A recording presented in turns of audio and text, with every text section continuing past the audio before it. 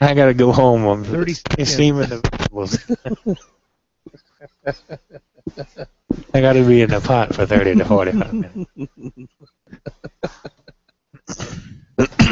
All right, here we go. 15. Labor Day. Boy, Leeds going to be good, aren't they? Yeah, they're good. They're real good. We don't talk about AI. No. Well, Edgewood had a tough one, didn't they? All those AISA teams, they got it tough. Talking sports. It's time for the Saturday Sports Countdown with Brett Pritchard, Randy Lee, and Luke Robinson. Auburn, Alabama, around the SEC, and around the nation. This is the Saturday Sports Countdown. To be a part of the program, call 256. All right, you'll go up and JJ gets done. 6221. Now, let's join Brett, Randy, and Luke for the Saturday Sports Countdown. Good Saturday morning out there to everybody, and welcome into the Sports Blitz Saturday Sports Countdown. Brett Pritchard and Luke Robinson here with you. Give us a call, 256-234-6221, to be part of the program, and we want to thank all of you listening. Heading up and down the road, headed down to Auburn as you tune us in on 95.9 down in the Auburn, Opelika area, as you listen on 97.5 as well here in Kowaliga Country. We are at JR Sports Bar and Grill each and every Saturday morning for the Saturday Sports Countdown, Luke, and we are in full bore now as high school and college football have kicked off. Auburn and Alabama kick off today. We'll talk a lot about that, but a lot of great high school football that started last week for a lot of teams. Some started this weekend, but now everybody is underway in high school, and it's amazing that we've already got 2 weeks under our belt. How quickly it just goes by. We wait so long for it to get here, and now we look up, and we've already got 2 weeks under our belt. Yeah, that's true. I was talking to JJ about that last night on the scoreboard show. The problem is if you're somebody like South Carolina, you've been waiting for 8 months.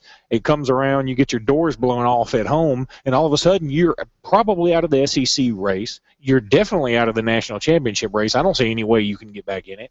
And it feels like the season's about over. I thought the same thing, Luke, and you sit there as a fan and you go, what do we play for now? There's still the whole season left, but you're South Carolina. You're the team that's gone 11-2 the last 2 years and haven't been able to really show anything for it. You've been a great last 3, and you haven't really got any hardware to show for it. You've played for one SEC championship, you didn't win it, and you've haven't been able to even get there the other times, and then you go and win a meaningless bowl game, and you're 11-2, and everybody's like, you're great. And I saw something the other day, and I was thinking about before the game kicked off, actually, Luke. I said, there's Williams-Brice Stadium, the biggest stadium in the SEC with no banners. That's right. They have nothing. They have, they've got a great fan base, and the atmosphere was electric, and you know how ESPN does that thing in the SEC network where they just let the camera roll and no commentators right there at kickoff with the music and makes you feel like you're there. And then after that, that was about all South Carolina had to cheer about. I'll tell you, and it comes off the heels of a week, at least on the Feinbaum network, which I listen to all the time or watch on the SEC network, I think is fantastic, where a lot of folks were saying they'd rather have Steve Spurrier than Nick Saban, and I think maybe this game can finally put that to rest. You hate to say one game decides it all, but look, Spurrier did fantastic. He's an all-timer. He's a Hall of Famer, first ballot, no doubt about it. I think he's fabulous. But he's not Nick Saban. I mean, he's just not, and that's just the way it is. And I don't think Spurrier has much left in the tank. He looked like a lost puppy out there. And then, I mean, it's funny to have your normal Spurrier quotes at halftime, like we're getting our butts kicked. Well, I mean, that's great. I mean, I'm sort of tired of the quips. If I'm a South Carolina fan, I'm like, hey, don't lose to Texas A&M, a team that comes in here as the media picks 6th, I believe, in the SEC West, and lose a game when they're so geeked up. There were people picking South Carolina to make the playoff, the college football playoff. Well, and all that's washed out now. And, I think it was a little combination of South Carolina looking very sluggish on defense. They look slow. As you said, I think maybe it's passed Steve Spurrier by, unfortunately, because he is a dynamic character in college football and he makes college football fun. but we all know that it's coming to an end probably very soon. It may come to an end this year. He looked like, man, I don't want to go through 12 games of this. That's what he looked like, after the game. But then, maybe we all didn't give Texas A&M a lot of credit. We all bought in that Johnny Manziel was gone. We felt like the team left with him. Because we saw a couple of possessions and drives last year, the first game of the year against Rice, when Johnny Manziel was suspended, Luke, it didn't look pretty. They struggled with Rice in the first half, and then Johnny Manziel came in, and it was back to old times against Auburn. Johnny Manziel went out 2 drives. It cost him the football game. No doubt. So we all felt like, life after Johnny Manziel with this terrible defense, and now they're not going to be able to score points. I don't know how Texas A&M is going to win 5-6 games. You and I did that on the preview show. You and I talked about that.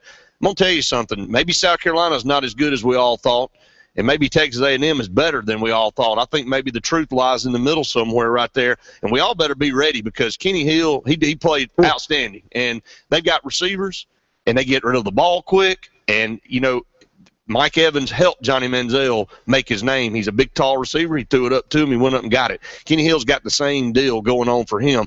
Kevin Sumlin is proving, hey, pretty good offensive mind here.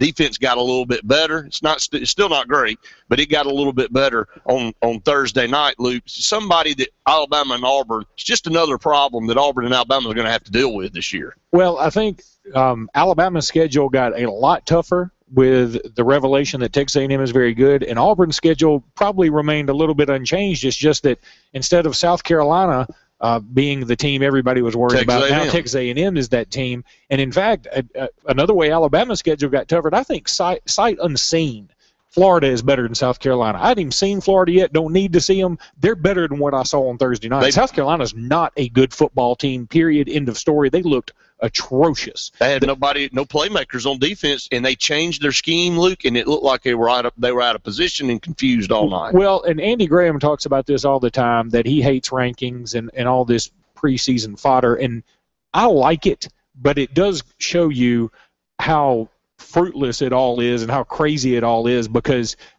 before Thursday night, we all thought South Carolina was going to be a real threat. And now that we've actually seen them hit the field, I don't know how they're going to be fourth in the SEC East, to be quite honest with you. I mean, they look terrible. Meanwhile, Texas A&M looks like they're a viable option to make it to Atlanta and play. I don't want to overreact to one game. Yeah. But, man, Texas A&M look fantastic. And, again, the two teams look like, at the very least, they should flip-flop rankings between 6 and 18 or whatever Texas A&M is. But we see it in high school football, too. You look at a lot of teams in 4A, a lot of teams in 6A, a lot of teams in 7A, a lot of teams in 2A especially. They all went down last night, and some of them went down in embarrassing fashion. Yeah. But the problem is it's very difficult to rank teams in the preseason for high school because there's no way you have to basically what's just go off what last year. Exactly. You're just taking a guess. I mean, any guy with a pen can put Hoover number 1, and what I'm concerned about is Hoover going to stay number 1 despite the fact they're 0-2. Now, they hadn't lost to anybody in the state of Alabama, but I don't think you can keep them number 1. I don't know how you keep an 0-2 team there, and, they haven't really looked that good. Luke, and I've looked at some of the other teams. If they'd have been playing those teams here in the state, sure, they'd probably still be 0-2. Would you take Spanish Fort over Hoover right now? I would definitely do it, and Clay Chalkville. Yep. Okay, and, I'm just sorry. I'll talk about that, but one last comment about South Carolina. Luke, it's set up. First game on the SEC Network. For 2 weeks, we've been force-fed with a tube down our throat, that commercial leading up to Texas A&M and South Carolina.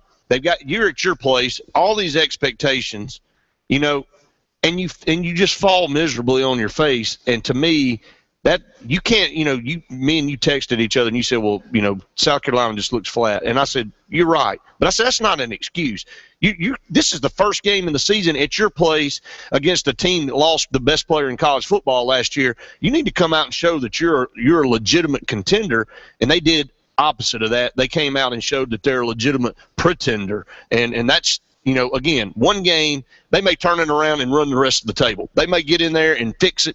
We all know that's a lot tougher said than done. Texas A&M may come out and lay an egg next week. We don't know. But I'm telling you, based off one sample size of what we saw, it's not pretty for South Carolina, and Texas A&M fans are a little bit more geeked up today than they were probably heading into the season. 256-234-6221 to be part of the program. We'd love to hear from you. Our prediction score is Auburn, Arkansas. The tiebreaker is total rushing yards for the Auburn Tigers. There is a big chance of rain today. It's hot outside. The sun is out right now. Hopefully the weather will stay away for the Auburn game. Alabama will be playing indoors, so they're not really concerned what's going on as far as weather. We're going to talk about those games in depth. A lot of the other games coming on today, but Luke, we spend the first couple of segments here on Saturday Sports Countdown recapping high school football, and we'll start in the Auburn-Opelika area, the rival game between Auburn and Opelika. Opelika moves to 2-0 on the season. Auburn starts off 0-2. And let me just throw the mix. Hoover is 0-2. The two teams that played for the 6A state championship last year are 0-2 in the state of Alabama. I believe it's the first time since 1996 that Hoover has been 0-2 in high school football. It may have been 94. It's either 94 or 96, the first time that they have been 0-2. So, you know, Hoover fans have got to be sitting there scratching their head. Yes, they have played tremendous competition. They have played a Miami Central team that's very talented. They played a Colquitt County team coached by Rush Probst, who's their ex-coach, who I'm telling you, you knew he would love nothing but to beat them. You know, they beat him last year. He returns the favor this year. He builds up great programs like him or not. He does a great job building programs. But I'm going to say something about Hoover, and then we'll dive into Auburn-Opelika. Their offense, Luke, they just can't get it done, and doesn't look like they're having a lot of success with what they're running right now. And I'm not saying it's the scheme, because I think they're probably running the same scheme. Maybe they just don't have quite the players they've had in the past. And you and I thought right the opposite. We thought this may be one of the most talented teams Hoover's had. Yeah, and it is loaded in terms of D1 prospects, but the quarterback situation seems to be shaky. I know their quarterback got hurt last night. Bradrick Shaw, who is a very talented running back, he hadn't looked maybe as good as we thought he was going to look at the beginning of the season. The defense that we thought people would have trouble getting through, because they've got Jeremiah Moon, who had a pick six last night, the junior linebacker. They've got Christian Bell committed to Alabama. They got Darrell Williams committed to Auburn. And it sounds like all three of those guys are playing well, but who else is playing well? The problem is nobody. That's exactly right. And you know, we'll talk more about Hoover in a little bit, but let's go to the Auburn-Opelika game. You and Jay Jeffcoat. Jay will be on the second hour here with you, and maybe y'all can bring some other stuff up. I know y'all be heavy into college football second hour, but Auburn-Opelika, you know, again, Coach Blackman has the Dogs 2-0, a big win last week. Didn't count on the record, but we're going to say 2-0 because they beat Carver 20-16. They were able to hold off Auburn. They got up on a big lead, and they were able to hold them off and beat them 20-17. So one thing that I've noticed, not negative-wise for Opelika, is they jump out on teams, and then they kind of let off the gas, and teams come back with a shot to win. And if I'm Opelika, I've got to be looking at that. We've got 2 wins over 2 really good teams. We're 1-0 on the schedule. But we're not closing the games out quite like we should. They've got a big defense, a very athletic defense. Offense likes to run the football. I don't know if this is a plan. I don't know if that's what Coach Blackman's intending to do, Luke, is kind of pull off the Dogs, no pun intended, and just kind of head down and be conservative.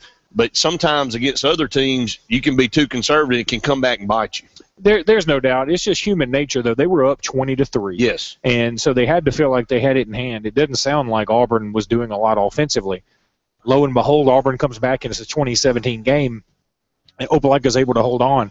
But, look, Auburn is a 7A team. Opelika is a 6A team. They get a big win. Opelika now, they take on Benjamin Russell next week, if I'm not mistaken. That's right. That's going to be a huge game in its own right. It's going to be a lot of fun next Friday, no doubt. 256-234-6221, just getting started here on the Saturday Sports Countdown. When we come back, we'll run down scores from throughout the state of Alabama. You're listening to the Sports Blitz Saturday Sports Countdown.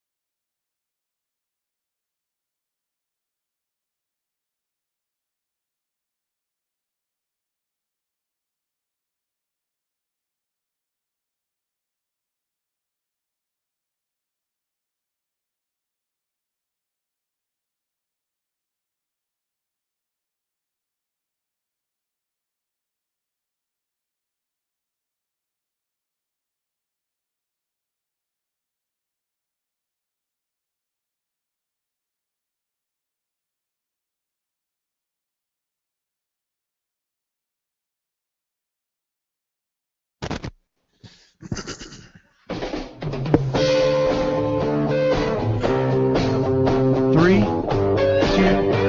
one.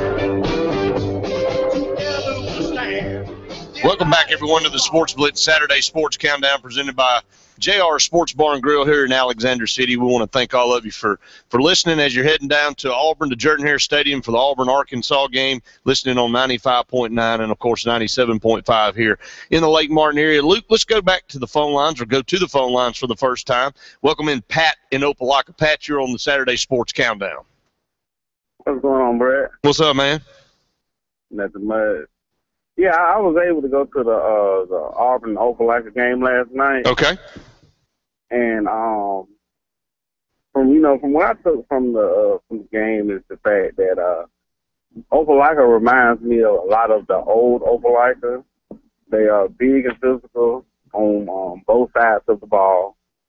The defensive front they're very fast, very aggressive, and then even that secondary, those guys they're quick.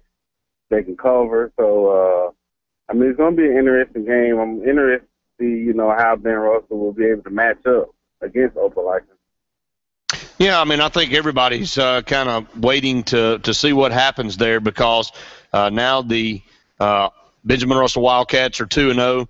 Technically, Opelika's 2-0, only 1-0 on the schedule, though, because the first game against Carver did not count. But Scott, Pat, one of the things that this Opelika Benjamin Russell game has always been is a physical, very close matched football game. It's a rival game, as you well know. You played in it. So it's exciting to see this game. I'm glad it's back on the schedule constantly. It's a region game for both of them. It'll be a lot of hype at the Sportsplex next Friday night. Yeah, I know one thing I know Opelika does. They start really fast. And, once they start off fast, that's when they kind of slow it down a little bit. But as long as if Benjamin Russell can withstand, the first couple of punches, I think it'll be a good football game. Yeah, I tell you, this Opelika team really impressed me last week at the Champions Challenge. Love Matthew Christian. I think he's a fabulous quarterback. Look, he didn't do a lot with his arm at the Champions Challenge, but I know he had a 76-yard touchdown last night. What he impressed me the most about him was his ability to avoid being tackled for a loss. His footwork was incredible. And then Josh Johnson, the running back, I know he had a 30-yard touchdown last night. He was practically unstoppable against Carver. Both lines for Opelika are big. They're physical. I believe it's Quindaski Whitlow is the defensive lineman's name. He's really strong. He was in the backfield all day long at the Champions Challenge, and I suspect he was again last night. Benjamin Russell's going to need to be ready for that. They also have to be ready for number 98, Jared Gentry. I think he plays nose, and he is very, very physical, very physical. So it's something to for them to watch. And also the Bentley boy, the quarterback. He comes in and he plays a couple of snaps. And he's very accurate, and he's very athletic too as well. So it's just something to watch out for too as well. Well, Pat, we appreciate your call. Thanks for the analysis of the Auburn-Opelika game yesterday. As that's a rival game that played in week 2. It's a little bit uncommon for them, but that's the way the new structure is now. Looking forward to Ben Russell-Opelika. It's going to be a great clash. Yeah, I am too. Thank you, Pat. We appreciate your call. Call us anytime, okay? Okay. Thank you so much. And let's go back to the phone lines. Jerome, you're on the Saturday Sports Countdown. Jerome, you with us? Today, I just want to comment on the Wildcats a little bit. I listened to it last night because I didn't get a chance to make it to the big game, but it seemed like we come out, we play a good first quarter, second quarter, and then it seemed like the third quarter seemed like we just, either the third or fourth quarter, looked like we just can't punch it in, but I know it's still early in the season. But next week is what counts, the region. So we're going to have, usually Opelika don't really mean much or nothing, but this time it's meaning something because they in our area. So, and Hoover and them, look at the teams that they play. They hadn't played a team in the state of Alabama, though. I don't know about them other teams. I guess they must be pretty good, you know. But anyway, I'll be here at BS game this coming Friday. Watch them. We'll take the Bulldog down, and but my Lafayette Bulldog, they won last night. They beat Lodi Poker. Lodi Poker usually have a pretty good team. They must ain't got nothing. Lafayette shut them out like 35-0. But anyway, my prediction on the game today is Arkansas is going to upset Auburn 34-31, and Auburn will have about 165 yard rushing. Hey, Jerome, really quickly, when did you get back from Colorado? Colorado? Yeah, I figured you've been out there smoking some of that stuff they made legal if you think Arkansas is going to beat Auburn today. Hey, I mean Arkansas. Arkansas will beat. That's what we know that. I think you're still smoking it. Thank you, Jerome. It's just like South Carolina got blowed out. I mean, hey, it's a team that you're going to be surprised that's going to come up and beat somebody. Well, hopefully that was the game that happened, and nothing like starting off for all the Auburn fans out there with a positive note, Jerome. Hey, we appreciate the call, okay? If Arkansas, right, man, thank you, Jerome. If Arkansas beats Auburn today, Brett, you're going to be forced to sit out in front of JR Sports Bar and Grill and use a harmonica to play Who to Thunk It. Yeah, that's right. I don't see that happening. I don't either, and Lord knows, I hope we don't start off like that. I feel like Steve Spurrier looked walking off the field if we lose to Arkansas. But look, anything could happen. Not saying this one's a gimme, but you got to think if you're going to be contending for anything, it better be a gimme today. And we'll talk about that a little bit later. But we'd be remiss, and I know we're getting close to a break. Luke, real quick, and we'll come back and run the scores down. And we appreciate the calls. Give us calls. That's what this show's for. We want you to call in.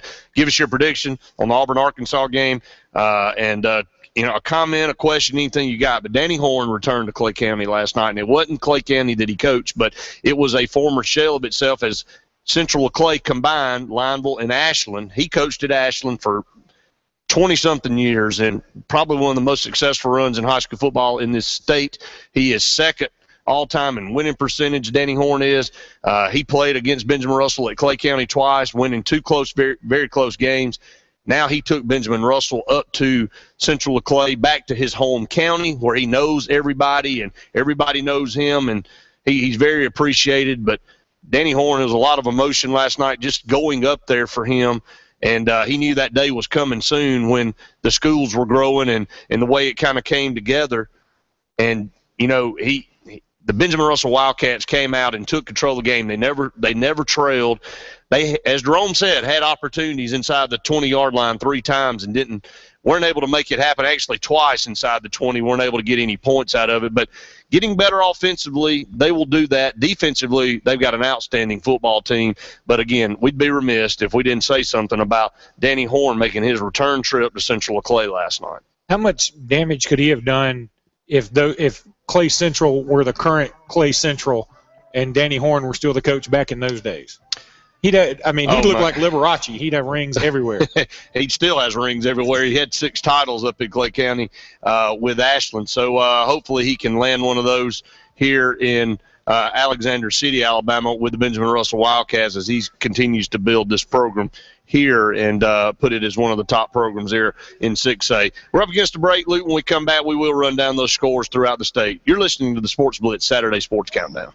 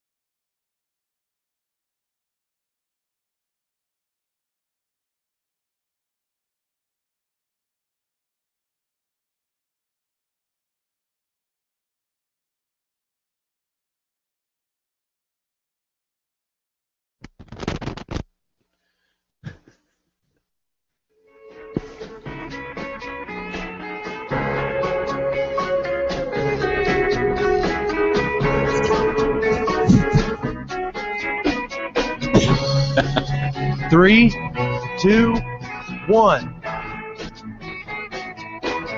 Welcome back, everyone, to the Sports Blitz Saturday Sports Countdown, presented by JR Sports Bar and Grill. Daniel's been over at Jerome's house, I think. I think he has. 256-234-6221 to be part of the program. We appreciate all the calls so far. Give us a call. Give us your prediction on Auburn, Arkansas. Jerome's already shocked the world with a 34-31 upset of Auburn today and 155 yards rushing. And if Auburn only runs for 155 yards, there may be a good possibility they do get upset. Hopefully that will not be the case. Give us a call. Give us your prediction for a chance to win some Sports Blitz T-shirts and prizes. So that's our prediction score for this week. We'll have one every single week of college football. Luke, let's dive into high school. Again, we've talked about some of the key games around the state last night. Let's start in Class 7A with the top 10. Hoover, the number one team in 7A, the team that started out in the top 5 nationally. They're 0-2 now. They lost to Colquitt County of Georgia 35-14, and 7 of their 14 points came on a pick 6. Number 2, Bob Jones defeat Decatur 28-7. Number 3, McGill-Tulane in a close one against Viger. They win 17-14. Number 4, Spain Fart defeats Hueytown 28-21. Number 5, Central of Phoenix City defeats Harris County 48-43. Number 6, Foley, they lose to number 8, Fairhope 44-34. Number 7, Vestavia Hills defeats Homewood 17-7. And the big news there is Coach Buddy Anderson gets his 309th career win, tying him with Walden Tucker for the most all-time in the state of Alabama. Number 8, Fairhope, as I mentioned earlier, defeated number 6, Foley 44-34. Number 9, Gadsden City defeats Oxford 48-28. Well, this Gadsden City team is pretty doggone good. And number 10, Auburn loses to 6A Opelika 20-17. You better watch Gadsden City. And we talked about a lot of teams that we thought, as of right now, again, I know Hoover's played 2 teams out of state, but if Gadsden City and Hoover matched up right now, it would be very interesting. I'm not saying Hoover would lose, but Gadsden City looks very strong. They played 2 very strong opponents to start the season. They played Auburn over in Auburn and were able to win. Now they've played Oxford, who's a very good football team. They're able to double them up. So I mean, that they're one to be looked at. And they've got some talent on that team offensively. They haven't been known for offense in the history of their school. Now they are scoring a lot of points, and they've still got a good defense, Luke. So it looks like they've got things going in the right direction there at Gadsden City. And, it'll be interesting to see how this plays out throughout the year and who in this new Class 7A will emerge as the leader, and it throws a wrench in there when Hoover sits at the top 0-2. Let's go into 6A classification. By far, I think top to bottom, the most competitive classification in high school football. It's going to be the most fun to watch, in my opinion. I mean, I think a lot of people will get a kick out of Hoover's 0-2 start, but you know what? They hadn't played anybody in this state. It would still be very hard to bet against Hoover not making it to Auburn. So I think that the 7A isn't quite as intriguing as 6A, which is just absolutely loaded. Number 1, Spanish Fort defeats Gulf Shores in the California Dreaming Bowl 49-20. Number 2, Clay Chalkville defeats Minor 46-14. Want to stop right there. Ty Pigram, the quarterback for Clay Chalkville, he looked fantastic on ESPN last week. He had another big game last night. This Clay Chalkville team is going to give Spanish Fort all they want. Number 3, Shades Valley defeats Bessemer City 34-14. Keith Mixon with another big night. This is a guy committed to Mississippi State, Brett, and I've been saying it now for 2 years. Alabama and Auburn need to give him a look. He should be playing in the state of Alabama. It's a shame because Louis, the quarterback, and Darren Payne, the 5-star defensive tackle, they get all the press. Keith Mixon, to me, is front runner for Alabama Player of the Year. Number 4, Carver Montgomery, they defeat Lee Montgomery 43-0. Number 5, Opelika defeats Auburn 20-17. Number 6, Daphne, they lose to Saraland in a good one 35-28. Number 7, Blunt defeats Williamson 40-6. Number 8, Florence, they didn't play last night. They had an off week. Number 9, Muscle Shoals defeats Hazel Green 49-12. And number 10, Decatur loses to Bob Jones 28-7. And again, Bob Jones is the number 2 team in 7A, so no shame. Well, let me just say this, and look, I know everybody's wondering, will Bob Jones jump to 1? Until Bob Jones, and not saying that win wasn't a big one, but until Bob Jones can line up and beat Hoover face up or beat somebody else, I don't think, they can be put at the number 1 spot, but I don't think anybody will really buy in until they get that kind of a win. You look at Daphne, I'm shocked there a little bit. We know Saraland was good. Saraland they went, all the way to the third round of the playoffs last year. Thought Benjamin Russell was going to meet up with them. St. Paul's came to Benjamin Russell and knocked them off there right at the very end of the game in overtime. But, Saraland, they're the real deal, man. Will Lee Montgomery ever be good again? It's sad. It is I'm sad. sorry, Sidney man. Lanier, Lee Montgomery, Jeff Davis. I hate seeing these Montgomery teams be so bad. There's one team in Montgomery Carver. that's a private school. I mean, that's a public school that seems to be getting it done. And they're real good, and that's it, Bo. That's really all they have to hang their hat on public school wise now in Montgomery. Just such a powerhouse Lee Montgomery used to be here in this state, and and I know this is a cliche statement, a former shell of itself. 256-234-6221 up against the break. We'll come back and run down the rest of the classifications from around the state of Alabama. You're listening to the Saturday Sports Countdown.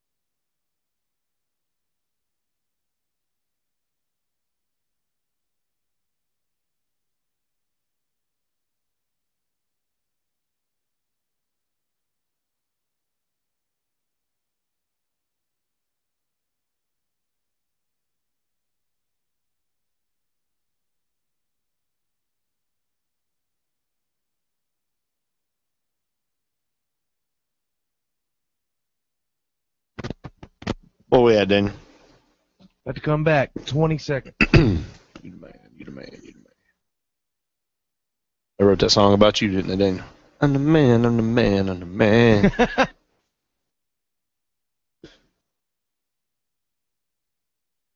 That's what Derek Mason wasn't saying. I'm not the man. Man,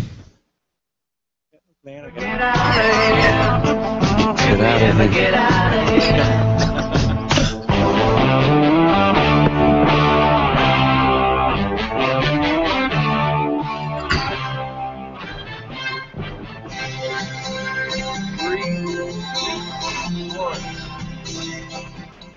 I think that was Derek Mason in the fourth quarter against Temple. Can we ever get out of here? And Man on the run. And man on the run. So if they don't do something up there at Vanderbilt, they're going to be on the run quite a bit. Brett Pritchard, Luke Robinson here with you on the Sports Blitz Saturday Sports Countdown. Give us a call, 256-234-6221. Running down some high school scores from throughout the state of Alabama, talking college football as you head to Jordan-Hare Stadium, as you head over to Atlanta for Alabama. Both a lot of Auburn and Alabama fans heading down 280, Luke, this morning. So give us a call, 256-234-6221 to be part of the program. Let's go into Class 4A, Luke. In Class 4A, it was number 1 Leeds defeating Trinity 48-20. UMS Wright defeats Andalusia 47-17 on Thursday night. Number 3 Dadeville, in a shocker, loses to Reeltown 7-0. Number 4 Strawn, they defeat Op 46-28. Number 5 Aniana is shut out by Pinson Valley 42-0. Pinson Valley is in 6A. That's still rather shocking to me. Sachs defeats Walter Wilburn 41-20. Number 7 Thomasville defeats Demopolis 18-14. Number 8 Deschler, they lose to Russellville 36-12. Number 9 Fayette County, they lose to Gordo 21-19.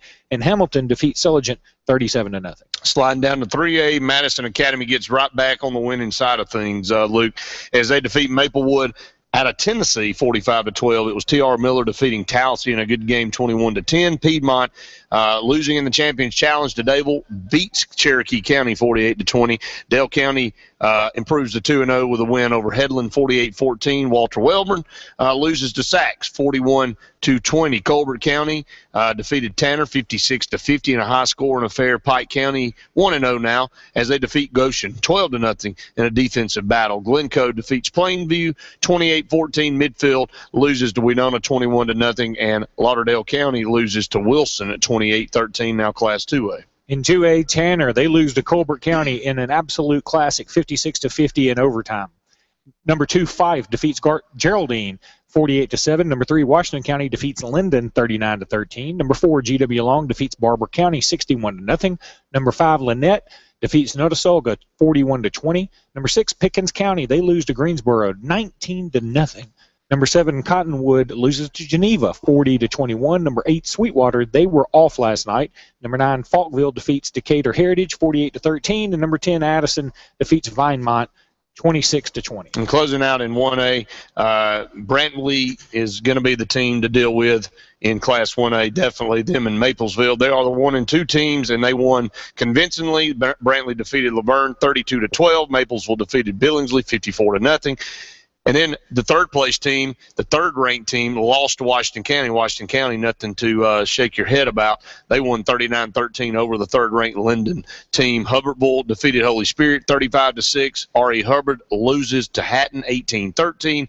And as Jerome said, Lochapoka lost to Lafayette 35-0. Lochapoka was the number 6 team in 1A. Lafayette was not ranked, and Lafayette just blew their doors off. So probably looking for some answers over at Lochapoka. Cedar Bluff loses to Collinsville 41-24. Valley Head loses to Eider 30-14. Luke, 4 teams here in the top 10 lost last night, and amazing. Valley Head lost to Eider, as I said, 30-14. Raglan defeated Gaston 14-7. Make that 5 out of the top 10. Wow. As A.L. Johnson lost to West Blockton 31-22. 5 of the top 10 teams in 1A last night lost. I don't think that's any shock, not because out of region games. Well, number 1 is out of region games, but number 2, when the sport writers have to pick teams, they know less and less as the classifications get smaller and smaller. You're going to know the least amount about 1A That's true. statewide than you are 6A. So in 6A, you can generally see they're going to be a little bit more accurate with their rankings. In 1A, you're not going to know quite as much. So you put some people up there that you think, okay, this guy's got this coming back. They've got to be good. Well, you don't take into account they may have lost their whole offensive line. Yeah, that's a good point, and you see that there. So that's your high school top 10 scores throughout all the classifications throughout the state of Alabama. Give us a call, 256-234-6221 to be part of the program. And let's go to the phone line and welcome in our good friend Chad McKelvey, the play-by-play announcer for the Dadeville Tigers. Chad, thanks for being on the show this morning. Yeah, good to hear from you guys, Brett. What a great day for, I know, college football, and everyone's excited about this past week's high school football games as well. Yeah, they are. And Chad, I listened to you and Kevin on Thursday night, and it was tough for Dable. You know, Reeltown, Jackie O'Neal, singing his swan song as he makes his last appearance at everybody's place as he heads out and retires after a great career. I heard you say this is what we've grown to be accustomed to in this rivalry between Dable and Reeltown over the years, although Dable has owned Reeltown the last 6 years, and they haven't really been close. But it got back to old Dable and Reeltown style, a 7-0 win for Reeltown. I know you guys were probably disappointed in the outcome, but it was a tough football game. And, you know, like you said, it's what you grow to appreciate in this rivalry. Yeah, you know, if you disregard the past 5 years or so, really this Thursday night's game was exactly what you would have seen over the past 20 years. A tough, a physical football game, guys playing scrappy, just getting after it, and really just a smash mouth game, sort of old school, even though both teams tried to spread it out some. In the end, really it was Reeltown who, on one drive there, late in the ball game, Coach O'Neal giving the ball to those veterans and saying, hey, guys, we need 4 and 5 yards a pop, and that's what they did. Took the ball, run it right down our throat, and that's what really won the game for them. I thought Dable, you know, it was not really surprising. It was a little bit more the same thing that we saw down in Montgomery against Piedmont, where on the offensive side of the ball, just got a lot of young guys, a lot of talented players who just are inexperienced, and it was almost as if 4 or 5 of them were just sort of standing around looking, saying, all right, who's going to make the next play? And what we've got to get to is somebody stepping up and saying, hey, I'll make the next play. Give me the football. Well, Chad, let's move forward. As you guys, again, it was a tough loss, but a hard-fought game that, again, what you've grown to be accustomed to if you live here in Tallapoosa County between Reeltown and Dable. It's a staple on a Thursday night, has been for a long time. It's must-listen-to football or must-see football if you go to the game. You and Kevin did an outstanding job on the call. Where does this Dable Tiger team move to now, Chad? You guys go to Beauregard, I believe, this coming up week. Got to regroup. Got to figure out a way to rally the troops. Still everything to play for. Can still play for the region championship. Can still play for a state championship. What does Coach White got to do to get this thing turned back around? I think you keep selling the fundamentals and the principles that this program has built itself on over the past few years where we've had so much success, and that's playing good hard-nosed defense and working hard and just playing fundamental football. But as far as I think the question marks are mostly on the offensive side of the ball. From what we've seen in 2 games, the question marks are offensively. And again, it's not anyone really questioning whether the talent and skill is there. It's just this thing's got to mesh and come together. 2 young quarterbacks, something that we haven't, a situation we haven't really faced over the past few years. And I think Dable's the possibilities of them being in this thing and playing for a region championship, I think they're there, but it's got to come together in a hurry. And it'll be very interesting to see what type of games we can make over the next few days. Chad, how did Anthony Jennings look last night for Dable? Anthony was solid. He had 5 tackles and was just really he was an anchor, and the Tiger defensive line has played spectacular so far, and really a lot of pressure in the backfield. I think the playing both sides of the ball sort of is maybe hindering him late in the game. I think you want a guy playing at defensive end position in that 4-3 that Coach White is running. You want him to have enough weight to be able to play the position, and then he turns around and plays the tight end in a spread offense. I think right now, early in the year, that could be a little bit of an issue for him. But defensively, where he's projected to play at the college level, Anthony has looked sound, very, very sound so far this year. Well, Chad, again, can't say enough about you and Kevin. We appreciate you guys calling in on our program each and every Saturday. Daville's still a very good football team. Looking forward to seeing you guys next week and are talking to you next Saturday about the Beauregard game. Thanks, guys. You guys do a great job, and we'll talk to you in a few days. Thank you so much, Chad. That's Chad McKelvey, the play-by-play announcer for the Daville Tigers, and our, Beauregard will be playing Daville in Beauregard next week. Everybody listens to Beauregard right here on 95.9. So, again, that's a good region game for this area, and it'll be a clash between two great programs. We got two good ones next week, BRHS Opelika and Beauregard and Dadeville. Tallapoosa County versus Lee County 2 times there. So stay tuned. More of the Sports Blitz, Saturday Sports Countdown right after this.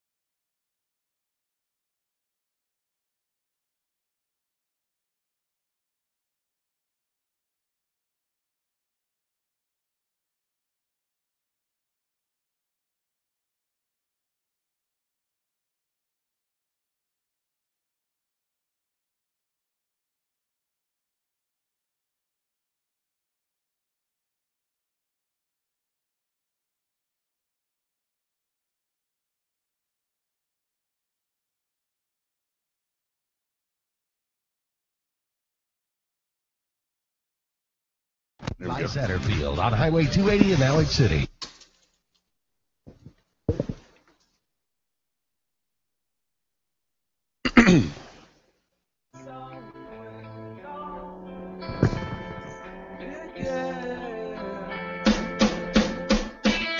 Three, 2, 1. Welcome back, everyone, to the Sports Blitz Saturday Sports Countdown presented by JR Sports Bar and Grill. Brett Pritchard, Luke Robinson with you. I'm about to step aside.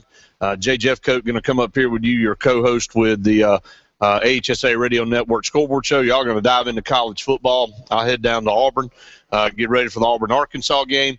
If you're just waking up right now, you've already missed a football game, folks. You missed Penn State and Central Florida, and you're going, why in the world is that game over? They played in Ireland, and Penn State just won on a field goal, 26-24 over the Knights of Central Florida.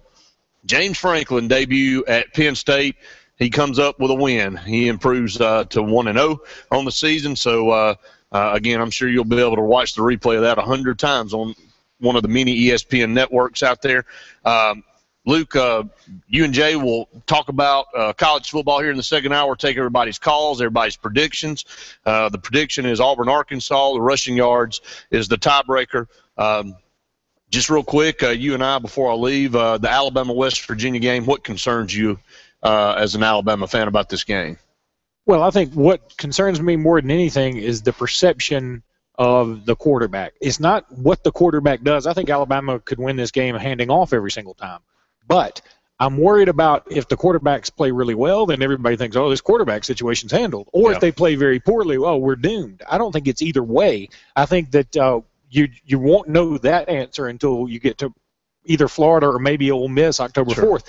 So I'm not really concerned about what the quarterback does. I do want to see some defensive backs play well. I want to see Tony Brown and Marlon Humphrey get out there. I want to see Cyrus Jones with some improvement, Bradley Silve with some improvement. If I see that happen, because I know West Virginia is going to throw the ball, I'm going to feel really good. I'm also want to see more pass rush. You know, and I think, again, it's an opening game always, and especially when you got a quarterback situation, you're trying to fill somebody out. You can expect, I think Nick Saban came out and said he wanted everybody to be patient with this offense. And you know, I don't think that necessarily means, okay, you know, I'm sending out a disclaimer that we're not very good. I just think he's being, you know, realistic, saying, look, everybody just needs to hold on. It's going to be a work in progress, and we're going to, you know, it's going to take us a little bit. But that doesn't mean they don't come out and blow West Virginia out, but it'll be a good opening test if you're an Alabama fan out there to see where you are. Everybody's just kind of been waiting to see this. We've been hearing a lot of talk about it in the offseason and in the camp. Now you're going to get to see what it's all about at the quarterback position and some other positions. For the Auburn Tigers, you know, Auburn and Arkansas, you know, by name it's Auburn, Arkansas, but by reality it's a very, you know, I guess, overmatched game on paper. That doesn't mean it becomes overmatched on the field, because we've already seen Texas A&M and South Carolina. So I think maybe, if anything, that was a wake-up call to Auburn and say, look, you can't just show up because you were 13 seconds away from winning a national championship and expect to put up 48 points. You've actually got to go out there and do it. So there are some differences on that offense. You've lost two very good offensive linemen, so there are going to be two holes there. You're replacing them with guys you feel confident in, but they've got to go out there and make the blocks. You know, you're going to see a key matchup with Trey Flowers and Sean Coleman. Sean Coleman, it's a great story in college football. He's going to get a test early going against one of the top defensive ends in the country. How does Auburn match up defensively against a big, strong, physical offensive line and a three-headed monster at tailback? You know, if it rains, it becomes a monsoon, that plays into Arkansas's hands, and they'll slow it down and grind it out. So I think Auburn definitely should be favored by 20 points, but they've got to go out there and do it. They can't listen to what everybody tells them like South Carolina did, or it could end up with the same result. Not saying that Auburn would get blown out that bad. I don't think that's capable with the talent, but you got to go out there and play the game. You can't just sit there and say, oh, all right, I'm the defending SEC champs. We're just going to come out here and waltz right over Brett Bielema in Arkansas. No, I think that's right. And kudos to Brett Bielema. You know, I think a lot of people are going to judge him on last season when they go 0-8 in the conference, but he got a huge commitment yesterday from KJ Hill, the top-ranked player in the state of Arkansas this year. They're probably going to get another commitment, I believe, on Tuesday from Will Gregg, who is the top tight end in Arkansas, one of the top tight ends in the country.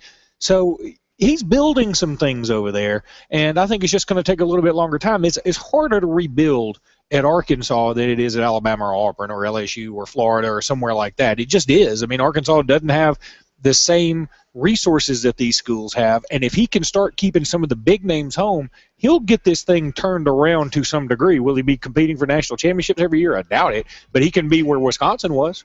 No doubt about it. It'll be interesting to see. That game kicks off at 3 o'clock. I'll step aside. Jay Jeffcoat will come up in my place, and Luke and Jay will talk college football. Take your calls, 256-234-6221. Prediction score, Auburn, Arkansas, tiebreaker, total rushing yards for the Auburn Tigers. Stay tuned. More of the Sports Blitz Saturday Sports Countdown presented by JR's right after this. Clear.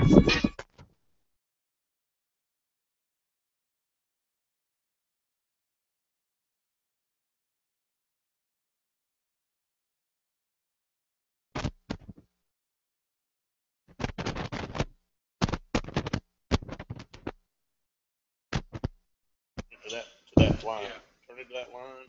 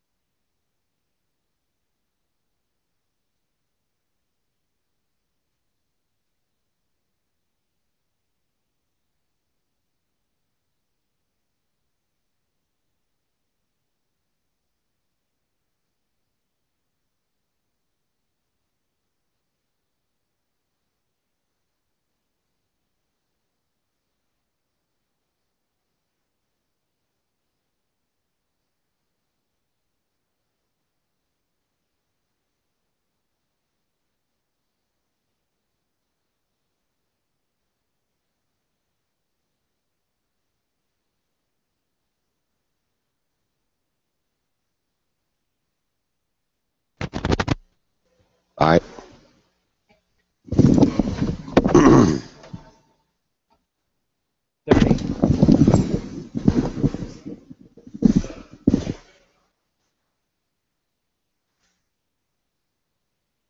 $20 to bump.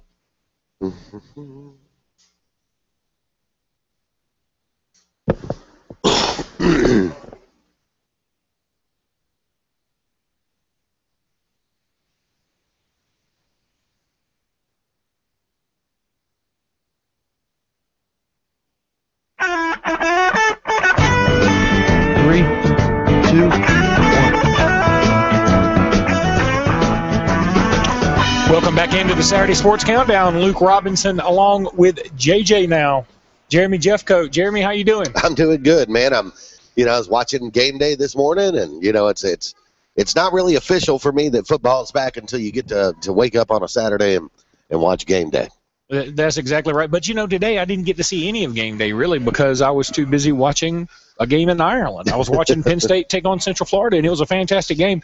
You love it when college football takes this act on the road and goes overseas, and they end up with a great game that ends on a field goal at the last second. Well, you get over there in Europe, and those punts take on extra significance, don't they? They love the punts. Well, and they're so used to soccer. I mean, look, here's the deal. I know NFL has gone to London a few times, and more often than not, that game's a stinker. Yeah. It's not a lot of fun to watch, and so I always wonder, gosh, shouldn't the NFL take two good teams over there for a game that means something? But you hate to do that because then it takes away from that particular – you hate to have a team lose a division championship on a game that was played in London. So, I mean, it's a catch-22. You want to send really good teams over and have a good game so that you draw more worldwide interest. And I think this game today between Central Florida and Penn State may have done that for college football. Sure, that's a nice matchup. If you're going to take one over there, why not? And I love, James Franklin. This kind of thing is perfect for him. I mean, he's a promoter. Yeah. He's a guy that's going to get out and push his program. He's going to go wherever they can play. That's going to get them additional exposure, and good way to start for him. Well, college football is in full force right now. You've got Michigan taking on Appalachian State on television. That, of course, is a rematch of the game. Back in 07, maybe 08, somewhere in that neighborhood. Somewhere in there. When Appalachian State upset the number 5 team in the country, the Michigan Wolverines. That was an all-timer, just a fantastic call. And that's a game that you almost remember where you were for that particular contest. Kentucky is taking on UT Martin right now. Kentucky got a first down. That's moderately newsworthy. Behind me at JR Sports Bar and Grill, we have Virginia taking on UCLA. That's going to be a big game. But the games everybody wants to talk about, Auburn hosting Arkansas, and Alabama traveling to Atlanta to take on West Virginia. Real interesting games, both of them. Well, they are. They're interesting in the sense that Alabama is the first time Alabama and West Virginia have ever played. So that's interesting. And I think when the game was scheduled, this game had a lot more promise centered around it. Alabama was coming off a national championship. West Virginia was coming off a 70 to whatever drumming of Clemson. They look like the most high-powered team in college football potentially. But since then, they've really dropped off. And West Virginia just hit rock bottom, it looks like. Things don't look good at all. I consider myself a recruit, Nick. I went and looked at their roster the other day, specifically their depth chart. I don't know anybody on their team except Clint Trickett. I mean, I don't remember anybody from any recruiting circles, and that's bad news. Yeah, and Dana Holgerson he's kind of an eccentric guy. He's a little bit different. He doesn't do things traditionally like you expect a football coach to. But let me say this now, and this is Alabama should beat West Virginia, right? Oh yeah. Now and here's kind of the way it's going this weekend. Auburn should beat Arkansas. Probably everybody agrees there. South Carolina should beat Texas A&M. Wait a minute. Yeah. You know what I mean? You see where I'm going? And you can come up with arguments. I can look at Auburn, Arkansas and go, okay, Auburn, they're coming off a big season. Are they focused? Are they intense, ready to go for this game? Arkansas, I think, will be improved. I can see Arkansas at 6-6, 7-5 this year. I look at West Virginia, and yeah, Alabama should beat West Virginia, but West Virginia runs a pass-happy, no-huddle spread. It's the kind of thing that traditionally has given Alabama problems. It's not that different than what Oklahoma tried to do to them in the Sugar Bowl, was able to do to them in the Sugar Bowl. I can come up with reasons why these games should be a lot more interesting than what they probably should be. Alabama should beat West Virginia. Auburn should beat Arkansas. South Carolina should have beat Texas A&M. And it's off to a little bit of a weird start this year. It is off to a weird start, but a couple of things I'd say about that. First of all, Texas A&M was only a 10-point dog at South Carolina. I think we had all been drinking the South Carolina Kool-Aid for one reason or another. Auburn, Arkansas, that game could be a little bit closer than people think for suspension reasons, for weather reasons. I think the biggest upset of all, not just because the line is so high, but would be the Alabama game. First of all, Alabama has already lost 2 in a row. I mean, we can sugarcoat it any way we want to, but they've lost 2 games in a row. Secondly, I know that the spread has given Alabama problems, quote unquote, but it's not like people have blown them out with it. I mean, Alabama played Auburn pretty tight last year. They had to score a touchdown with 30 seconds left in the game and then have a miraculous kick 6 play. Oklahoma, Alabama had a chance to go and tie that game. They were only down 7 when Cyrus Quandro, his cement Nikes, ended up getting the best of him, and Stryker comes in and sacks him and picks it up and runs it in for a touchdown. So I think the West Virginia-Alabama game would be by far the biggest upset because I suspect this Alabama team is going to come out hungry for bear. I mean, they're ready to win again. It's been a long time since this team has tasted victory. And then there's the soap opera. You know, I mean, like it or not, Lane Kiffin and Nick Saban's the best soap opera in college football this year, depending on what's going to happen there. I watched they talked about it a good bit on game day this morning. They're so different stylistically from each other. And, Lane Kiffin now is going to be down on the sideline. Well, we've seen Nick Saban get into a headset pretty good. What happens when it's face-to-face down there? So the soap opera aspect of that hire, and then, the kind of the change in the offense, and Nick Saban's alluded to it, a little more I formation, a little more West Coast, try to get a little more up and down the field. It's almost, and you hate to even say it, but it's almost like this is either going to work out really well or this is going to be over by November. It's one or the other. I want everybody to call in when you get a chance, 256-234-6221, 256-234-6221. I know you're driving to the Auburn game. If you'd like to discuss Brett Bielema and the way he's been running his mouth recently, or talk about Auburn and the fact that it looks like Robinson Therese will be playing today, we certainly would love to talk to you about it. 256-234-6221. Going back to the Alabama game for just a second, were you surprised Blake Sims was named the starter? A little bit, yeah. But not really shocked, I would say, because from everything that you've heard about Blake, he's a fifth-year senior. He's paid his dues. He's played multiple positions. He's done whatever the coaches have asked him. The other players around him respect him greatly. They respond to him. So for Jacob Coker to win that job, he was going to have to come in and really win the job. It couldn't be a situation where, it's close, so let's go with Coker. If it's close, tie goes to the fifth-year senior that the other players respect and respond to. So for Jacob Coker, and I still don't think this is over, but for Jacob Coker to win that job, it's going to have to be on a strong, no doubt performance. The little bit I did see on ESPN before the Penn State Central Florida game, some of the talking heads were mentioning the Sims versus Coker debate, and really to a man they all said, look, Sims is going to start this game. We all think this is Coker's job to lose eventually, that he will be the starter. I tend to believe that too. Coker's just got all the intangibles. The problem I have with Sims is nothing to do with really his style, nothing to do with his delivery. I'm just worried about when the lights are on, can this guy get it done? I've seen him only play in meaningful snaps really in A-Day. And he's got an opportunity today because the lights are going to be on. The lights are going to be on, but it's, again, that's why I said earlier, talking with Brett, what are we looking forward to today? I'm not looking forward to any quarterback talk come Sunday because I don't think it matters much. Alabama should win this game by 20 to 30 points today. It doesn't matter what the quarterbacks do. They should be able to do it just by handing the ball off. They've got a talented backfield. West Virginia isn't known as a team that can stop people. So I don't think anything's really going to be settled today, nor do I think it'll be settled next week against that airport, Florida International or Atlantic or whatever airport Alabama's playing.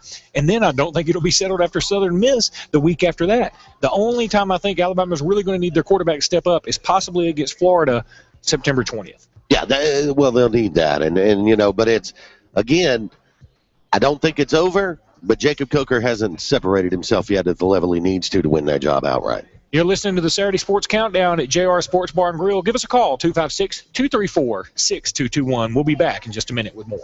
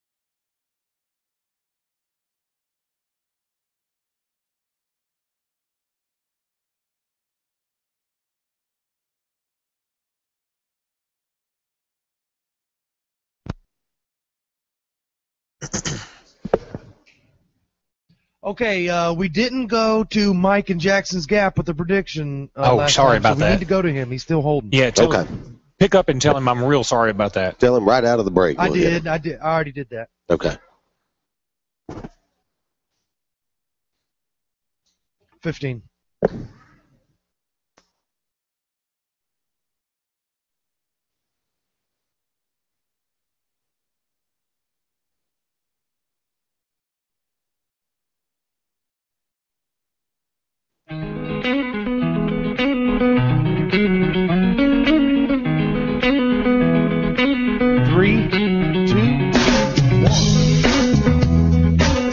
Right back at JR Sports Bar and Grill, Luke Robinson and JJ Jeffcoat. Do you go by JJ Jeffcoat, or is JJ for It's Jeffcoat? just JJ. There's no other J in there, right? There's just one. It's not just J two cubed. J's. Yeah. It's not J cubed. Yeah. There's Okay. actually an E in the middle, so Jedge works also, I guess. Well, give us a call at 256-234-6221 here on the Saturday Sports Countdown. And Mike in Jackson's Gap, I have to apologize. I didn't get to you last segment, and I'm very sorry about that, buddy, but we got you now. Hey, how you doing? Good, Mike. What's going on? Yeah, I was calling about the Auburn, the prediction. Yes, sir. I was wanting to make a prediction, 41-17. 41-17. And I'm assuming that's in Auburn's favor? Yes. Okay. And how many yards Okay, rushing? do y'all have Alabama? No, we don't, but you can feel free to throw it out. But I do want your tiebreaker. How many yards rushing for Auburn today? Probably about 250. 250. Okay, so when what do you think about the Alabama game today? 48-17, Alabama. 48-17. That sounds about where I'd put it, JJ. Somewhere in there. Mike, Somewhere in there. Got anything else for us today, my man? The tiebreaker on Alabama is probably about 252. Okay.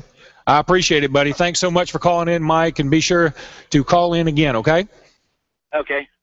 Thanks, Mike. It's just that easy. Give us a call, 256-234-6221.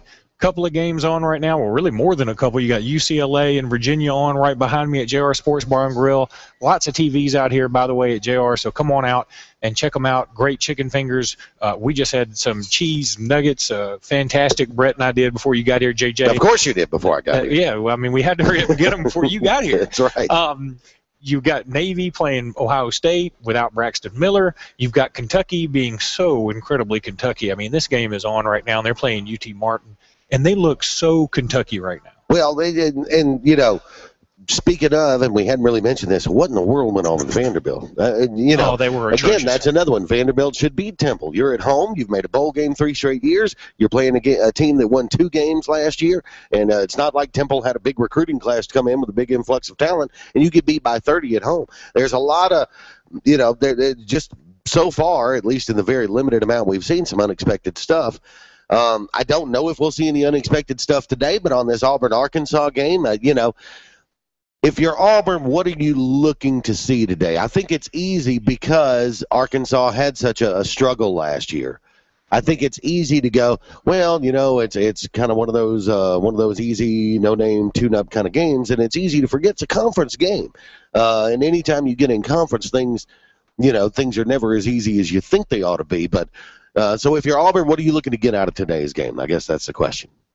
Well, I think you want to see that your running game is still as strong as it was without Trey Mason and without Greg Robinson, number one, and Alex Kozan, who's hurt now. So right. I think you want to make sure that your running game still is strong. You want to see an improvement in the passing game. Sammy Coates, who looks like the world's biggest linebacker playing wide receiver, right. You want to be able to get him the ball, and you may want to get him the ball without going deep. I'm not saying you don't want the deep ball with him, but you want to see him catch a ball that's not just an 80-yard bomb where he's wide open because everybody's worried about the run. I'd like catch to see a 2-yard hitch and turn it into a 20-yard game. And see what he can do. Yeah. Same thing with DeQuil Williams. You just want to see him do anything. I know Auburn fans are very excited about him and his potential, so you want to see him get into some open space, maybe make one of those one-handed grabs like you saw him make in the practice video that went viral. So there are a lot of things you can look for, but maybe the most important thing is you want to see some improvement out of your defense. I know the Auburn defense got it done when it needed to be done last year, but it wasn't a good defense. I mean, there's no way around that. I've heard some Auburn fans call into some other shows and say Ellis Johnson's the best defensive coordinator in the conference, and I'm like, what are you watching? I mean, the defense isn't terrible, Well, but it's not one of the best in the conference either. And so you want to see improvement right here, and they've got the talent for it to But improve. I think what you saw at the second half of last season, though, was an improvement in tackling, which was a big issue the year before, obviously. And then at the start of last year, you saw a big improvement in tackling. And again, it's a philosophical thing. But if your goal offensively is to run 100 plays a game, then your opponent's going to get to run a lot of plays in a game. You're never going to running that style where you're trying 90 to 100 plays. You're never going to have a top 10, top 5 National League defense. You're not. So what are you looking to do? You're looking to create havoc. You're looking to force some turnovers, be aggressive, bat the ball around, force a couple of fumbles, get a tip ball and an interception. That's really what you're looking to do. But main thing is tackle well. I think if Auburn tackles well defensively, they'll be fine. Let's go back to the phone lines. We got Dave in Opelika. Dave, you're on with us. Morning. How y'all doing? Good morning, Dave. I wanted to, the SEC network. Mm-hmm. South Carolina played Texas A&M the first game. Auburn's playing Arkansas. Normally, your I guess powerhouse schools, for lack of a better term, play a warm-up game, a tune-up game to kind of see where they need to work on, and what they need to do before they play a better opponent, another SEC school. And because there's no preseason in college football like there is in NFL. And I was wondering if perhaps the SEC network is making schools play before they're, I guess, quote, ready to play other SEC schools by, because, crud, I'm having trouble getting it out.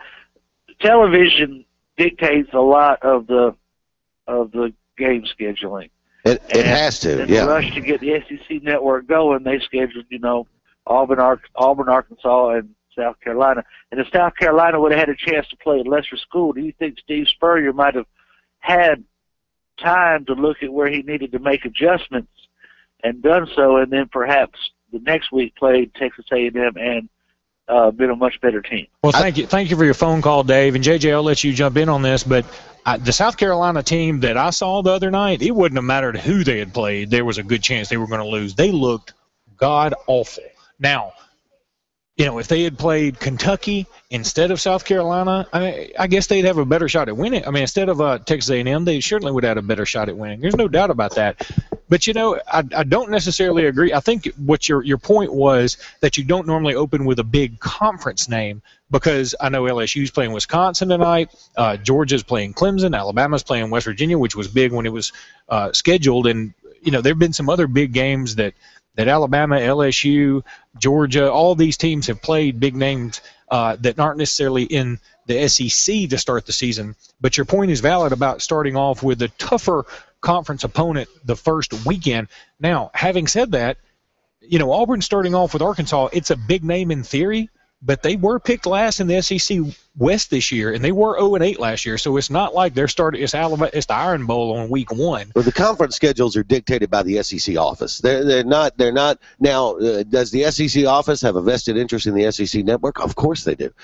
But I do think a combination of, because you have a Big Ten network now, you have a Pac-12 network, Texas network, obviously, you got the SEC network. I do think these conferences are going to work to try to have, because what you don't want to have if you're the SEC network is have one of those weekends, like we always get right before Thanksgiving, That's where right. nobody plays anybody and there's not a quality football game to watch, because this is we're talking a long-term $1 billion proposition that we're dealing with here. So you've got to make that work. So you spread out maybe some of the more intriguing conference matchups. Auburn and Mississippi State have played an early season game for a long time. It's a little different this year. It just sort of got replaced with that Arkansas game. And, JJ, we've all sold our souls for the money. That's the way it is for college I like football. it. As a fan, I want to see big games every week. Me First too. week of the season, last week of the season. I want to see big games. I'm right there with you. And look, it's always going to be a big game for somebody. It may not be the biggest game for Auburn today. It's a monster It's game a monster for game Arkansas. for Arkansas. That's right. We're going to take another break. We'll be back in just a minute with more of the Saturday Sports Countdown. I don't want to see you down here too. Clear.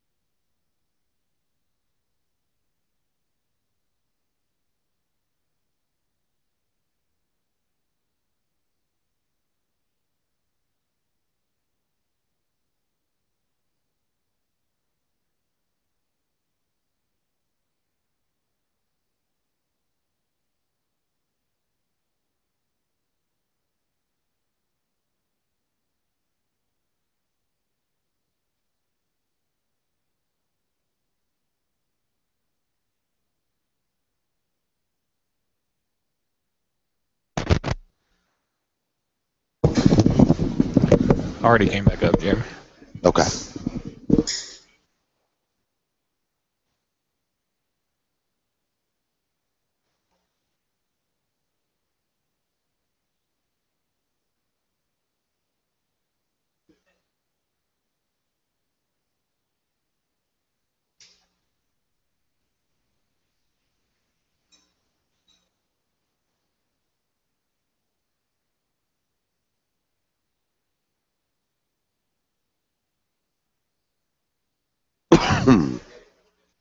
Ole Miss still a contender for the West in your mind? We'll talk about that. We'll say, where would you predict them now, having seen a couple of West teams play? I just don't think Bo Wallace can get it done. I just don't. He had almost 400 yards passing the other day, and it sure didn't feel like it. And it's not that he can't put up numbers, but he's going to kill you with the stupid turnovers. 10 to bunt. All right.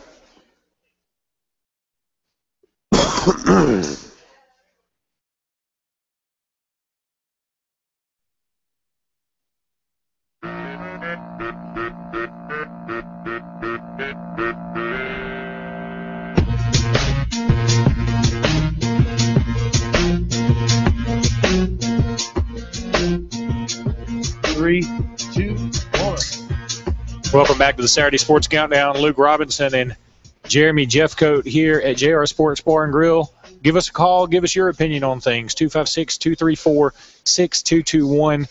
Jeremy, I'm watching this Kentucky UT Martin game up here, and they always talk about SEC speed. I think Kentucky's got some SEC speed. Unfortunately, it's Securities and Exchange Commission, because they look like they are running while holding 6 briefcases out there. They are just not very good. And it's a strange thing with Kentucky, and I think Mark Stoops maybe can get things going at some point, but it's still Kentucky, and the ceiling is somewhat limited, which kind of brings to what we were talking about during the break.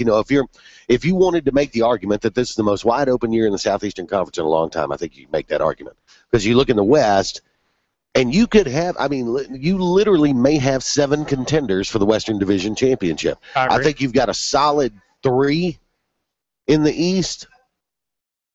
Well, who are your solid 3? South Carolina can't be one of them now, can they? You still don't think they're a contender in the East? No. Oh, I do. I haven't seen Georgia play yet. I'm not expecting a whole lot from Georgia. I haven't seen Florida play yet. I'm expecting improvement there. I think you look at those 3, any of those 3 could win the East. Missouri, again, we got to see how they lost some big-name guys, but I think Missouri's in there. I don't think Tennessee's ready yet, and Kentucky and Vanderbilt are Kentucky and Vanderbilt. So to me, I'm looking at South Carolina going, okay, bad start. I'm not a big fan of Dylan Thompson, never have been, but I still think they can win the East, and which I don't think is going to be that strong. Well, okay, I probably am overreacting just a hair here. Certainly there is a chance that South Carolina could run the table. Right now, I'm not talking national championship. I understand. You could win the East at 6-2. Very easy. Sight unseen, I think Florida's better. Mm-hmm. Sight unseen, I think Georgia's better. The South Carolina team I saw the other night was flat out terrible, and they scored a touchdown to make it 10-7 early on, and then scored another touchdown to make it 17-14, if I remember correctly. But both of those were on busted coverages, and Texas A&M just wasn't in the right position.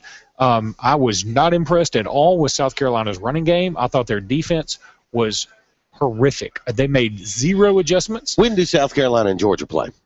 South Carolina and Georgia don't play next weekend. They play the week after. Okay. I'm telling you now, don't be shocked if South Carolina wins that game. Don't be shocked. In a low-scoring, kind of slugfest, what we've kind of gotten used to with those two teams over the last few years. Okay. I'll do you one better. Don't be shocked if South Carolina loses to East Carolina next week, though.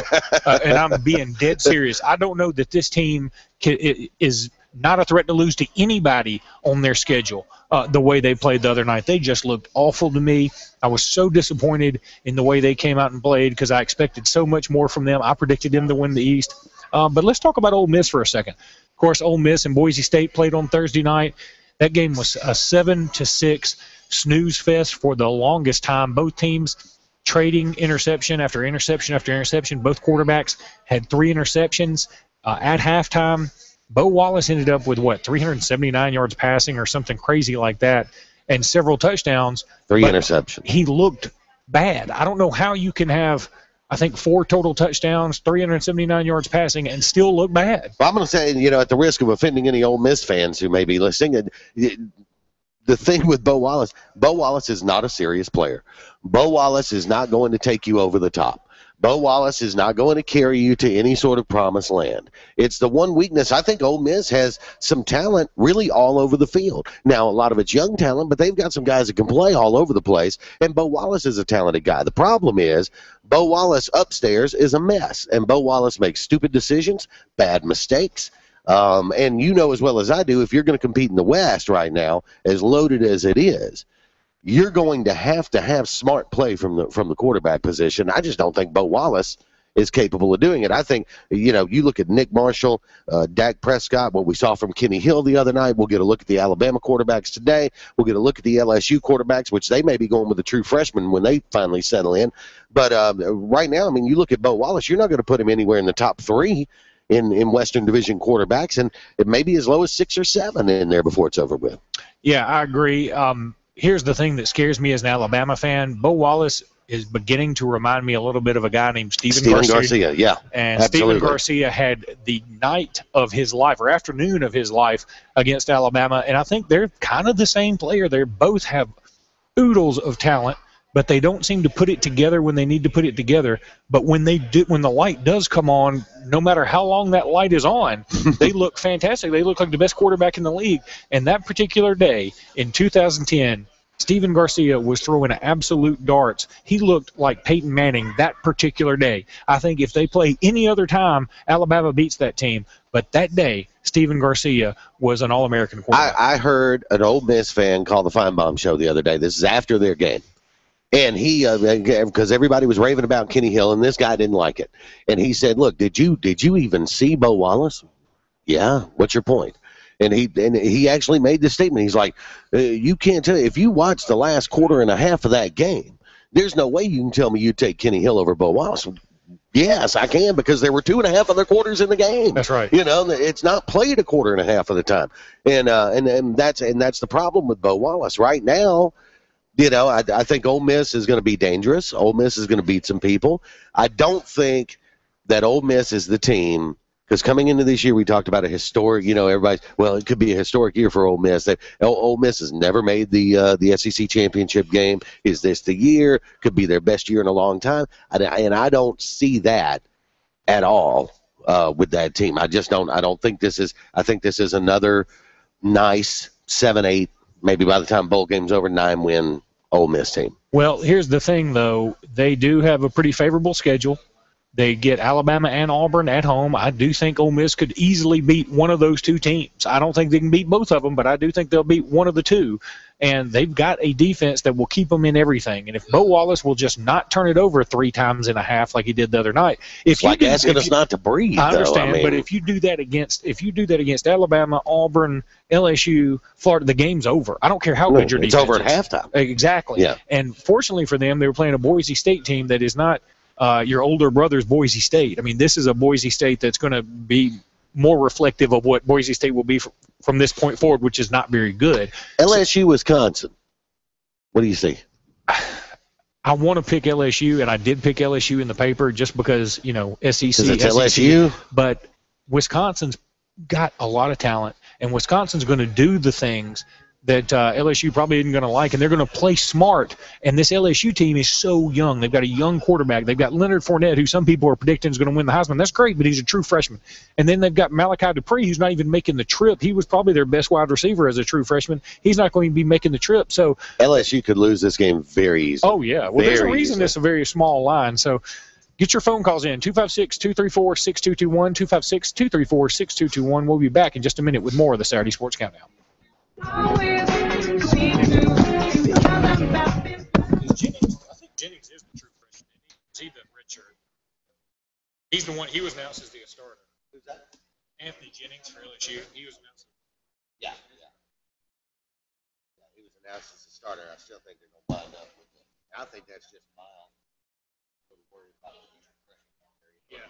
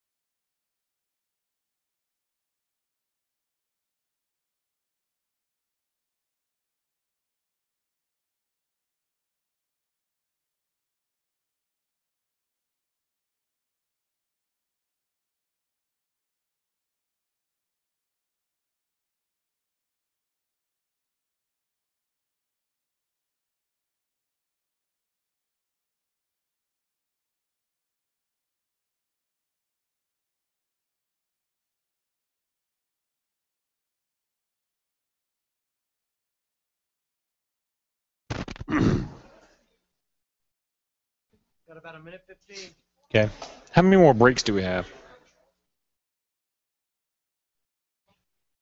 One more break and then the end of the show? One at 48 and then the last one at 57. And 57 is the closeout.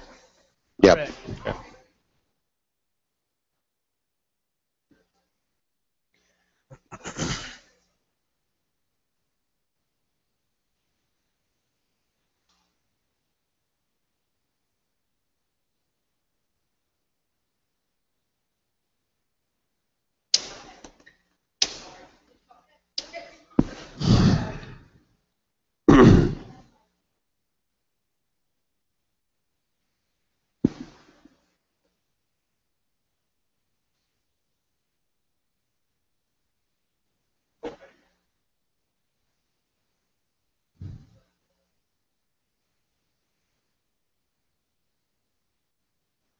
Ten to bunt.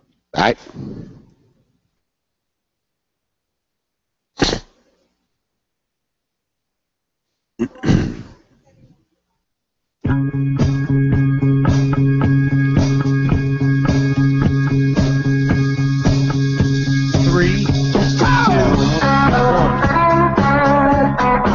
Welcome back to the Saturday Sports Countdown. Luke Robinson and Jeremy JJ Jeffcoat here at JR Sports Bar and Grill. A couple of quick notes about some sponsors of ours, JJ. First of all, JR Sports Bar and Grill, they sponsor just about everything Sports Blitz, and we appreciate them so much. Come on out here. I know this is now the new home of Sports Call out of Auburn. Come out to JR Sports Bar and Grill. They're right on Alabama Street in downtown Alexander City.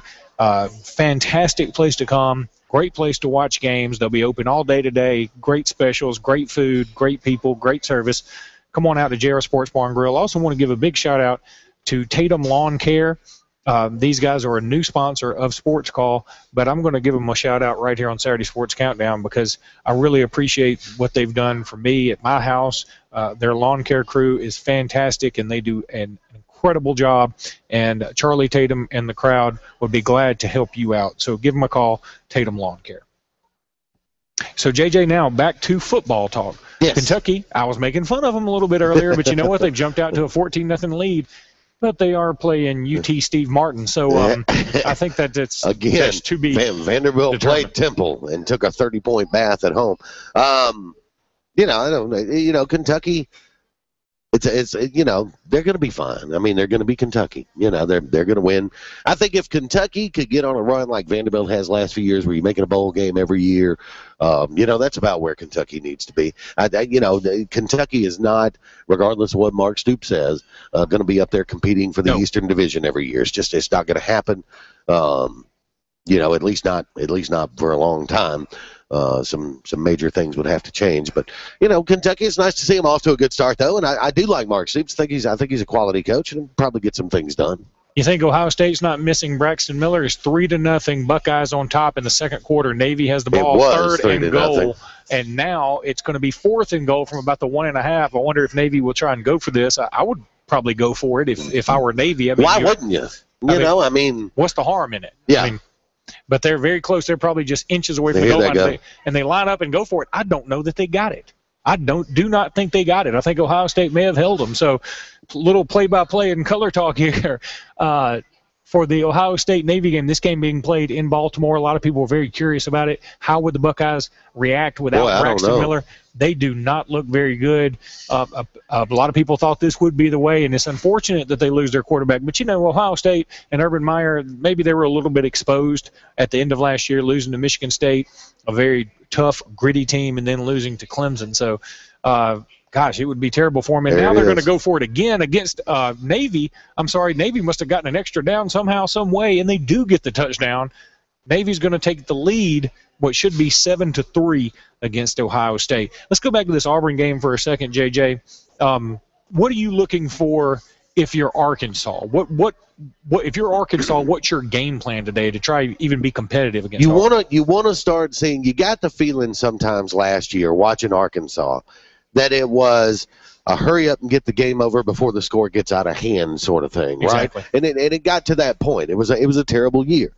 Now, you did start to see a little improvement. Arkansas looked a little better towards the end of last year.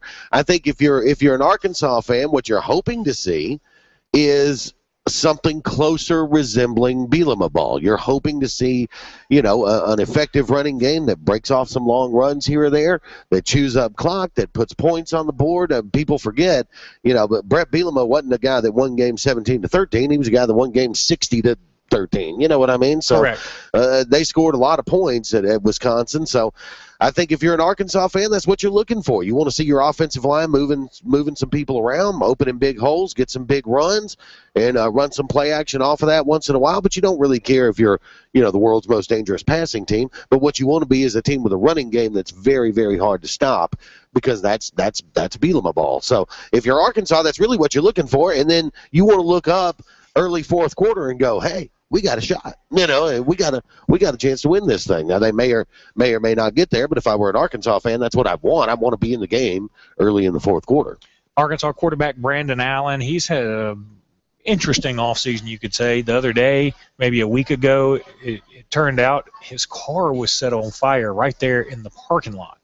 That's crazy. It almost, in fact, burned up the car next to him. I saw the pictures of it. It was absolutely incredible. So, he's had a lot on his mind. Will that mean anything today? Probably not. But I don't think that he's going to be the key to today anyway. The key to today for Arkansas is going to be control the clock and don't turn the ball over. They played a lot of young freshman offensive linemen last year, and they're big guys, and they're the kind of guys that Bielema likes to recruit. That he doesn't like the slim, athletic offensive linemen. You know what I mean? Right. That's not his thing. He likes the big guys, and they played a lot of them last year, and if you listen to his comments this offseason, that's been a point that he's tried to stress, is that the offensive line is getting better. Not where he wants it to be yet, but getting where he wants it to be, and they're still very young. And this may be a stage that's a little too big for him at this point in their development at Jordan here on a opening Saturday, but.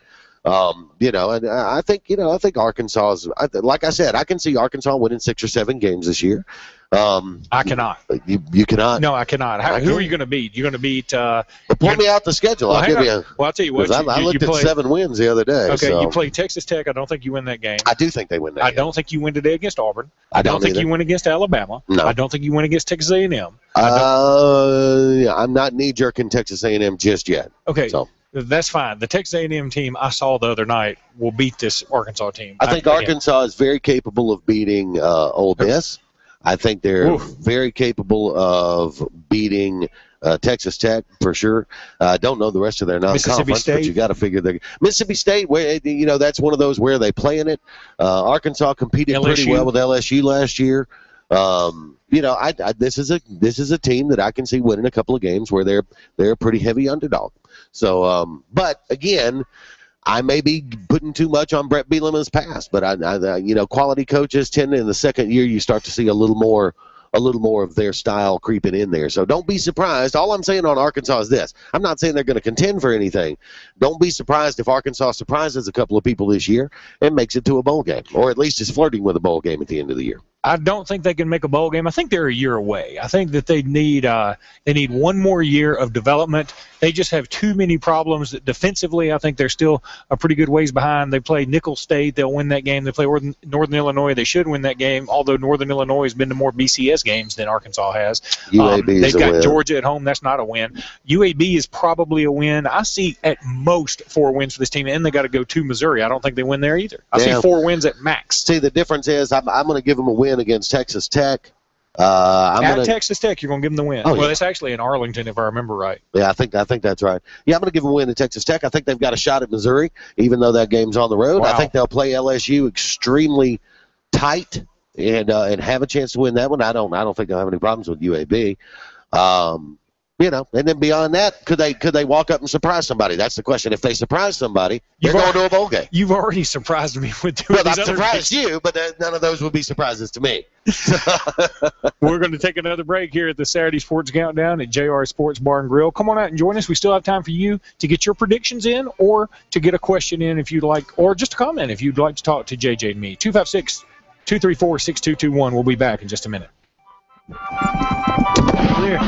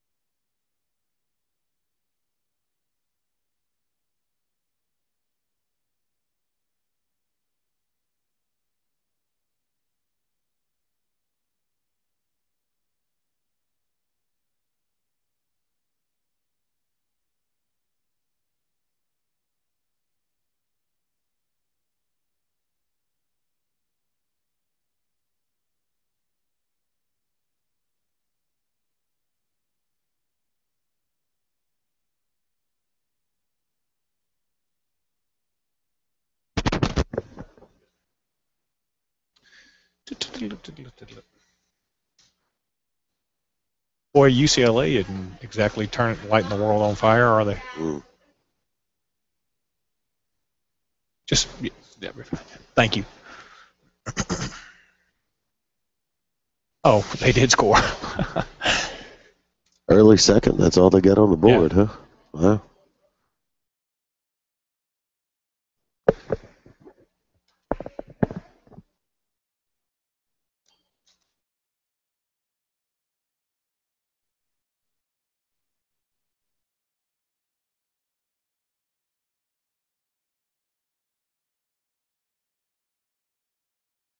Wow, Ohio State looks bad. Okay, guys, you got about 30 seconds. Brian from Eclectic is holding. Wants to talk Auburn and Alabama. Okay.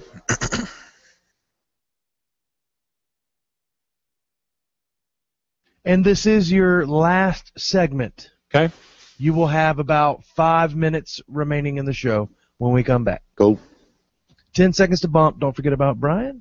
Okay. And you'll hear your music.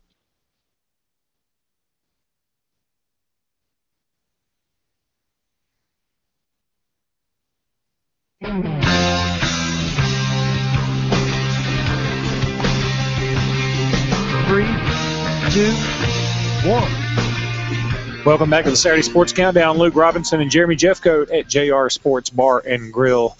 Ohio State looking lost without Braxton Miller today. This right now is by far the best game on TV, and Navy is just giving Ohio State all they want. Let's go back to the phone lines, though. We got Brian from Elmore County. Brian, how's it going? Good. What you got for me today, buddy? Alabama 2, 16. Alabama what now? 42-16. 32-16. That's an interesting score. Mm-hmm. What about the Auburn game, Ryan? Auburn 35, I'm talking 30. 35-30. Wow. That would be a sort of shocker, really, if you ask me. If Auburn only scores 35, I'd actually be shocked. How many rushing yards for Auburn today, Brian? 220. 220. All right. Well, thanks for calling in, Brian. We really do appreciate it, bud. UAB beat Troy 14-7. No, they're not. Troy's going to win that game, Brian. I think he said this is actually going on right this minute. It is. Okay, well, thank you, Brian. I appreciate it. Thanks for the phone call. Brian from Eclectic, he always calls in, big Elmore County fan. I don't think they did that well last night, though, in high school. So you and I do the high school scoreboard show every Friday, JJ, and last year a name that we threw out there a bunch was Rock Thomas from Oxford. Do you think he plays today? Ooh, maybe. Maybe, you know, I don't know. I don't know where he is on the pecking order right now. But, you know, I mean, if you're Auburn, I mean, you've got room for running backs. There's no question about that. With that offense, you've got carries to go around. Sure. And here's the thing. Corey Grant has gotten a lot of love here recently, but I don't know that he's the kind of running back that he's Rock not an Thomas every down back. No, I think Rock Thomas is a better back than he is. I think I really love Rock Thomas. I think he's a fabulous player. Saw him a lot in high school. And I think he's the kind of guy that can have an incredible 3-year career at Auburn potentially and leave early for the pros is what I mean. He's that good if you ask me. And I think he's better than Corey Grant, even right this minute. But, that'll be one thing to watch is the running back rotation and who the heir apparent to Trey Mason is and how much Auburn misses Trey Mason, how much Trey Mason's personal talent, had to do with the season that they had. So that'll be an interesting one to watch, no question. How much of a suspension do you think Nick Marshall has today? He has a suspension, but nobody really knows the length of it. Does it depend on the score? I think it might depend on the score. I don't know, but I think it might depend on the score. I think if you look up in the third quarter, you got a tight game, and Auburn's offense isn't exactly setting the world on fire. You may see Nick Marshall.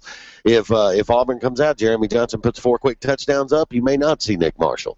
So I don't know. Well, we'll have to wait and see. And I hate to say it depends on the score because that it kind of sounds crass, but I think it might depend on the score. I think it will too, and you're right. It does send the wrong message, but you know what? I think that's just the way of the world right now. I mean, if you need somebody, you're gonna overlook some things, and I think that's the way exactly how it's going to happen today. But Jeremy Johnson, I think Auburn can get it done with him today, regardless. I think a lot of people can get it done with Jeremy Johnson.